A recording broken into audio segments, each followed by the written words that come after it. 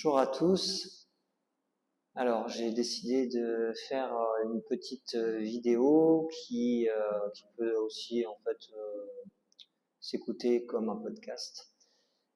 Tout simplement parce qu'en fait on arrive dans la première partie de la préparation du marathon de Songkhla, qui aura lieu maintenant dans 11 ou 12 semaines. Et en fait, la semaine prochaine, dans une semaine, il y aura le semi de Laguna à Phuket. Et on peut constater que, comme toute préparation, il y a son lot d'aventures et sa nécessité d'adaptation. Alors, je vous rassure, c'est rien du tout. Je fais pas la vidéo pour que ça soit du sensationnel, etc. C'est simplement en fait pour aussi pour aborder en fait la course à pied, l'importance de l'écoute de soi dans nos préparations et voilà. Donc, pour faire simple, en fait, c'est un gros orgelet. C'est quelque chose que je fais depuis que je suis enfant. Je suis sujet à ça dès que je suis fatigué. Ça m'a suivi tout le long de ma vie et maintenant en Thaïlande, ça me suit. Sauf que ici, voilà, il y a un peu plus, on peut choper un peu plus de bactéries. Et en fait, cet orgelet s'est directement transformé en une infection en fait au niveau de la paupière, en double orgelet, qui a nécessité ce matin en fait une incision, tout simplement pour enlever le pus qui est à l'intérieur. Donc je le prends plus ou moins bien, puisque de toute manière ma philosophie c'était que sur les 2 dernières semaines avant le SMI, je prendrais les choses comme elles viendraient. Et puis tout simplement, en fait, c'est logique. Ça, c'est quelque chose qui est important en fait à mettre en perspective. Dans les préparations, en fait, on s'entraîne. C'est normal qu'on pousse le curseur et que le corps, en fait, il nous envoie des signaux qui disent bon, là, va falloir calmer. Donc, il suffit d'être à l'écoute de ces signaux. Je savais que ça allait, que je poussais ces derniers temps. Je pousse pas spécialement en fait pour la recherche d'un chrono dans une semaine, parce qu'en fait je suis détaché un peu de l'événement, parce que je vois ce semi plus comme une marche, une étape en fait dans la préparation du marathon.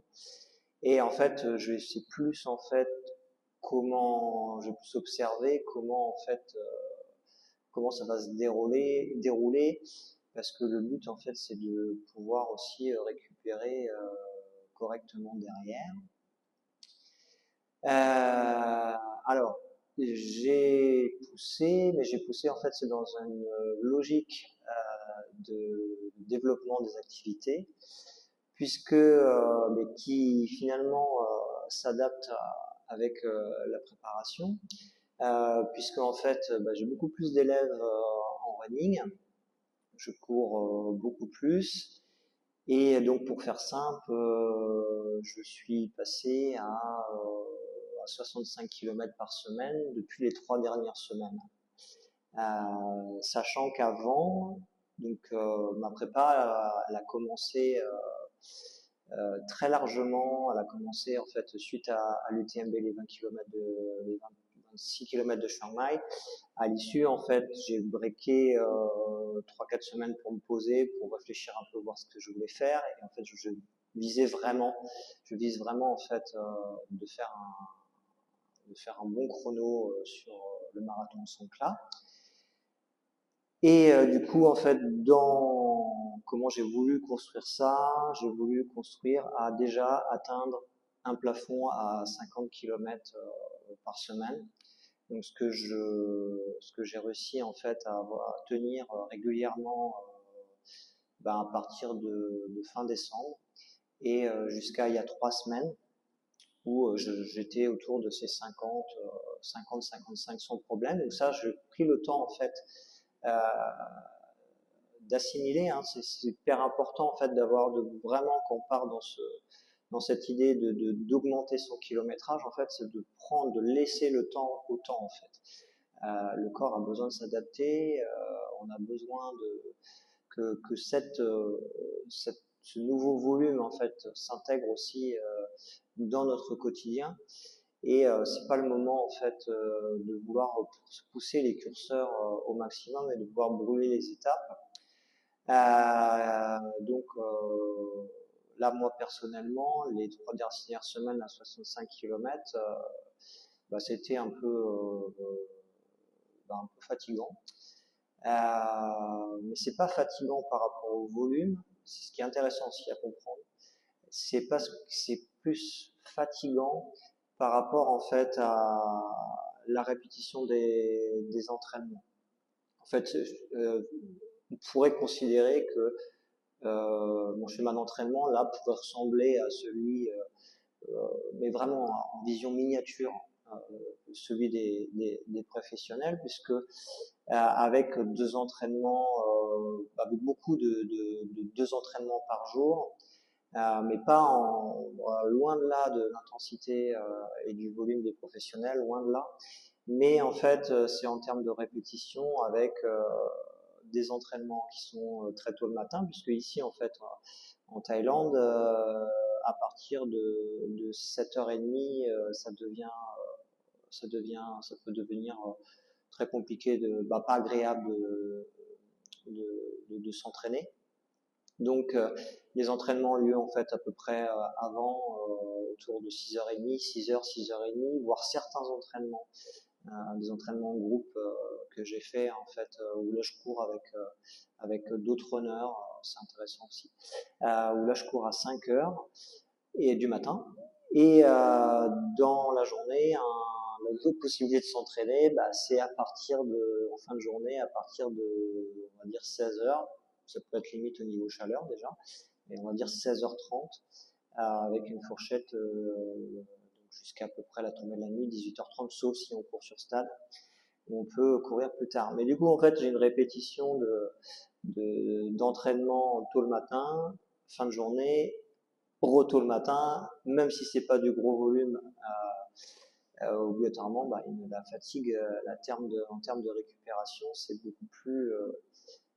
beaucoup plus difficile. Alors, évidemment, j'ai la possibilité de la micro-sieste dans la journée. Je la prends parce que de toute manière, je peux pas être sur tous les fronts parce que bon, c'est pas que du coaching running, c'est aussi du coaching yoga,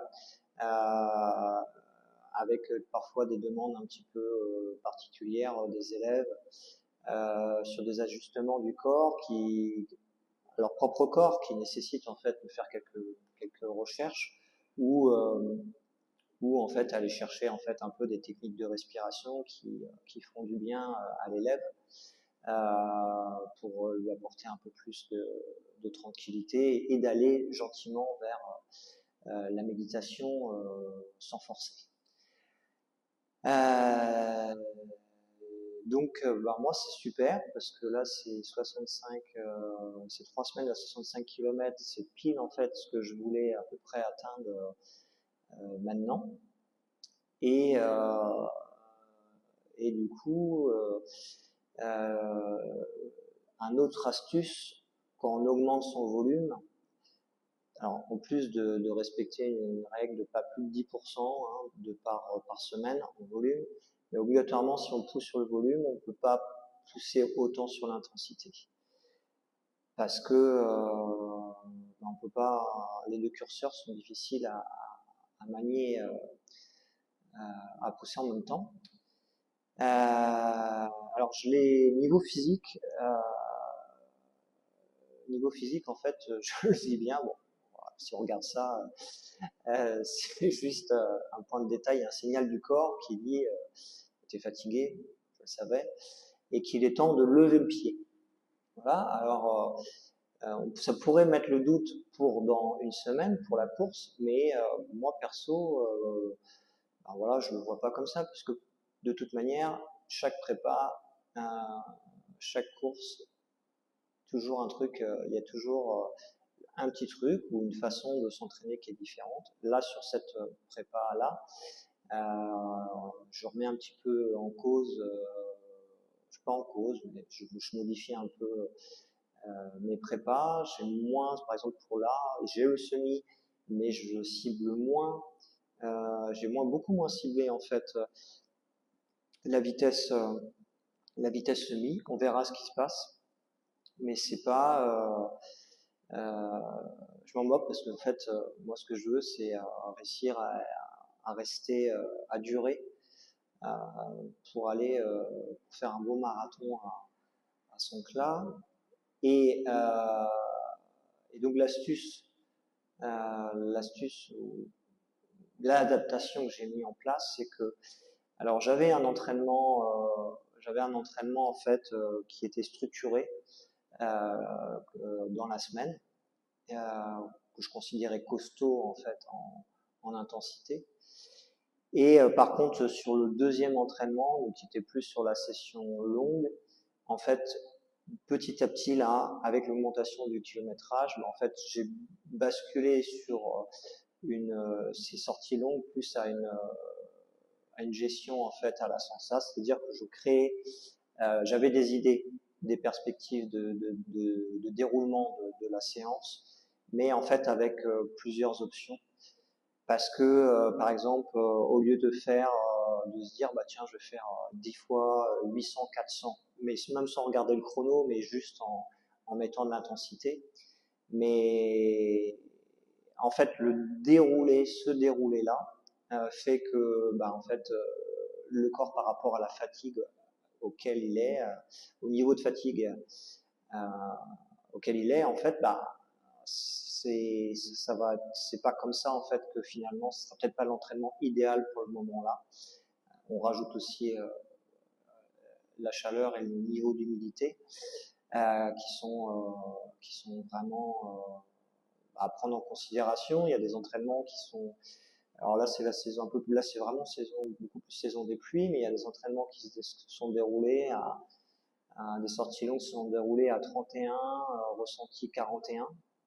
Donc, obligatoirement, moi perso, je considère faut adapter, il faut pas aller cramer les cartouches. Et j'ai plus été faire en fonction des 1000 ou des 2000 avec de la récup vraiment sur mesure, et au final avec un volume qui se rapproche des 8 voire même des fois plus, parce que en fait bah le déroulé de la séance, et surtout sans regarder la montre dans le déroulement des intervalles, et bah en fait je pourrais au plus juste. Donc ce qui fait que mes séances en fait je me rends compte que je récupère beaucoup mieux en fait. Et je peux durer, là par exemple, là, les 3 déroulements de semaine à 65 km, ben, jusqu'à présent, je crois que j'ai jamais fait ça. Euh, et l'intérêt, bah, évidemment, je cours avec les élèves, donc ce fait que je peux dérouler obligatoirement. En fait, je vais développer mon endurance à courir à différentes vitesses, mais qui sont pour moi en fait des vitesses d'easy jog, ou qui sont de la faible intensité, qui me permet de rester dynamique. Et ça, c'est super pour construire, pour construire le volume euh, sans, tout simplement pour construire le volume sans se prendre la tête en fait. Donc voilà. Et sinon, pour quand on a ce genre de pépin qui arrive, alors il faut savoir en fait, on est à une semaine d'un objectif, mais il faut savoir relativiser parce que bah, là par exemple, là ce que j'ai là aujourd'hui, alors c'est très désagréable parce que parce que je me suis fait une petite incision dans un peu dans une situation de clinique de campagne, on va dire, parce que ça s'est présenté comme ça et que j'ai fait confiance au docteur. J'ai les médicaments pour. Euh, mais voilà, faut comprendre que bah, c'est fait pour. C'est fait. Faut comprendre que c'est plus un signe de l'univers qui fait que bah, il faut ralentir. C'est simplement ça. Ça sert à rien d'aller pousser plus. Il faut juste adapter, faire confiance au déroulement des choses.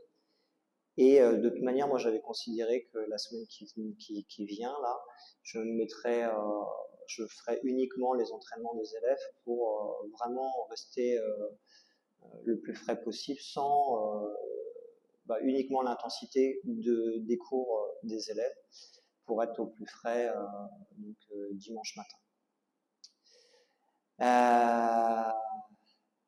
Donc c'est intéressant parce que bah, évidemment, en fait, on peut se rendre compte que bah, ça joue directement sur le mental, puisque, alors c'est rien du tout, il y a des gens qui vivent avec cet handicap toute une partie de leur vie, toute leur vie. Demain, en fait, j'ai juste à retirer le strap et c'est fini. Mais voilà, évidemment, ça joue sur le déroulé de la journée. C'était la journée de repos. Elle aurait pu être plus fun, mais voilà, faut savoir remettre un peu les choses en perspective. Et, euh, et puis voilà, le repos, j'en ai besoin. Faut faire confiance au process de l'entraînement, là, de l'affûtage.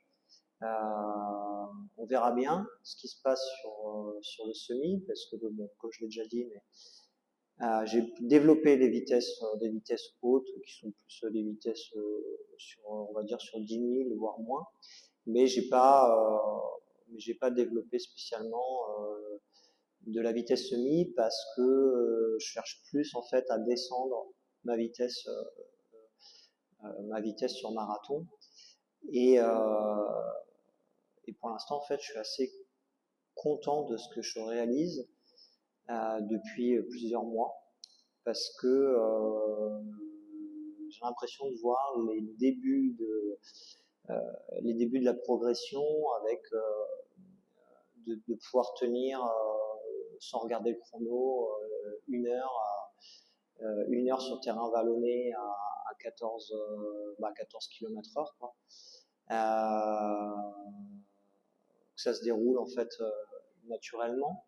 Donc ça c'est très bon signe parce que c'était peut-être plus l'année dernière, on était plus peut-être à ouais, il y a peut-être une différence de facilement pratiquement 7 secondes par kilomètre. Donc ça c'est à ce niveau-là de la prépa parce que bon là on commence le début vraiment de la prépa marathon. Donc je le vis, j'ai décidé de le vivre comme ça. C'est peut-être pas, c'est loin d'être l'une de mes prépas classiques. C'est peut-être pas, c'est loin d'être des prépas classiques comme on peut voir, mais en tous les cas c'est comme ça que je le vois. C'est-à-dire c'est comme ça que je le sens, c'est comme ça que je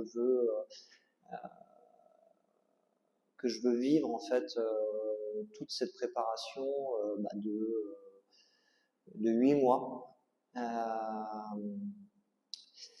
Parce que en fait les autres prépas marathon toutes mes autres prépas j'ai rarement été à une moyenne kilométrique en fait qui était je crois que le max que j'ai fait ça doit être il y a eu une prépa marathon j'ai dû aller jusqu'à 48 km à une moyenne de 48 km par semaine sur sur 12 sur 12-15 semaines quoi.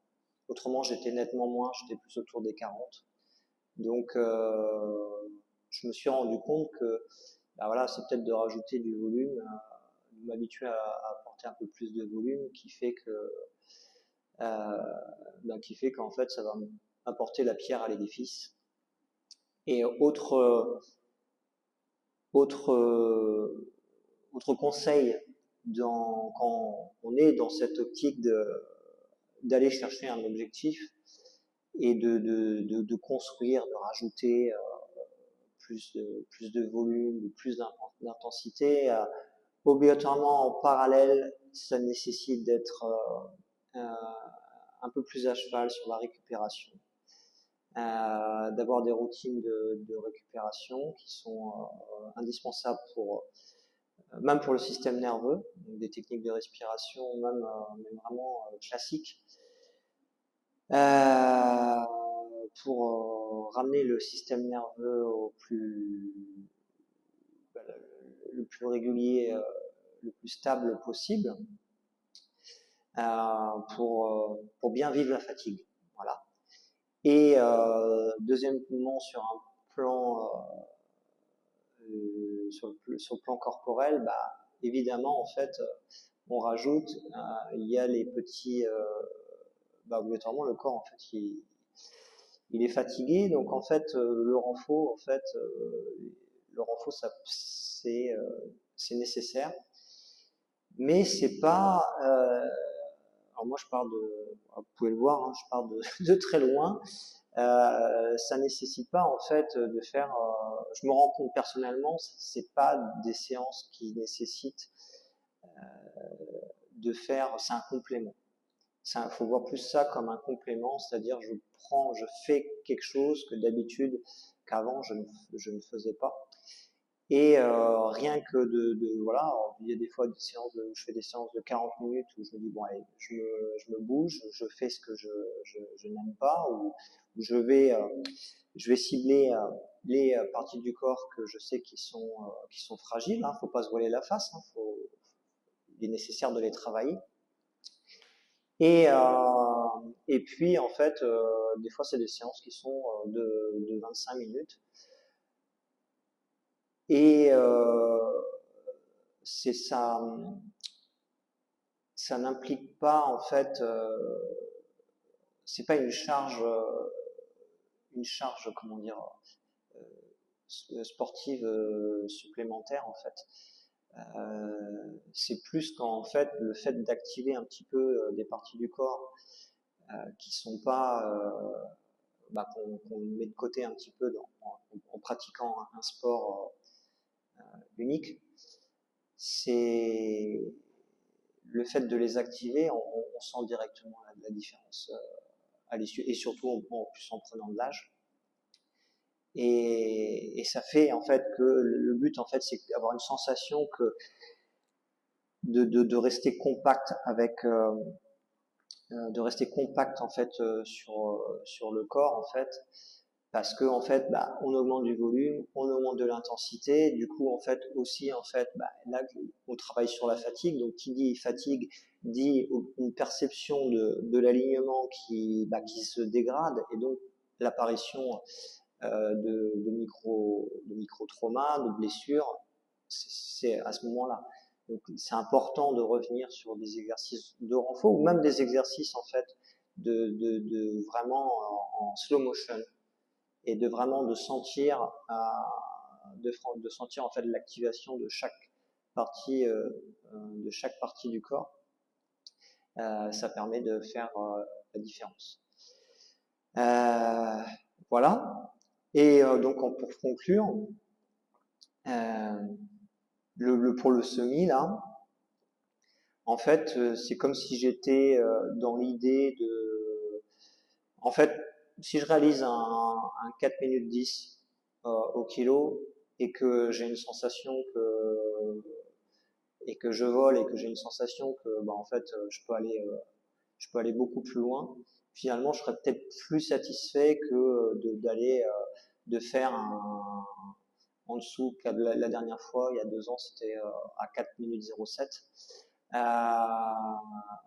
et d'être allé au bout en fait. Donc en fait on verra, mais c'est une notion de performance d'aller vers la performance qui est différente. La première fois que j'arrive à m'aligner sur une, alors évidemment, je vais y aller, j'y vais pas pour vendre des cravates, comme on dit, hein, mais je vois vraiment en fait la distinction d'un objectif A et d'un objectif B. Ce qui avant en fait sur les dernières, les 2 dernières années, je faisais 4 courses par an et en fait tous les objectifs c'était des objectifs A parce que je voulais absolument performer dans l'intérêt de montrer Training Phuket qu'on peut allier bien-être et performance et qu'en fait que courir en fait sans sas courir sans ça peut être aussi structuré et apporter de super résultats en fait en vivant ces entraînements différemment que de la programmation à la montre en fait. Donc voilà, bah merci de m'avoir écouté. J'espère que ce podcast, on va dire, cette vidéo en fait vous aura plu. Et bah voilà, merci de vous abonner, merci de liker, si vous laissez des commentaires, vous pouvez. Le site internet, il est tout nouveau, c'est trainingphuket.com. C'est du coaching personnalisé, running et yoga, en ligne et en présentiel à Phuket. Et en présentiel à Phuket, en fait, il y a vraiment du coaching running avec du yoga à côté pour venir travailler un peu plus en profondeur les aspects postural, respiration et puis mental pour le jour J. Voilà, au revoir.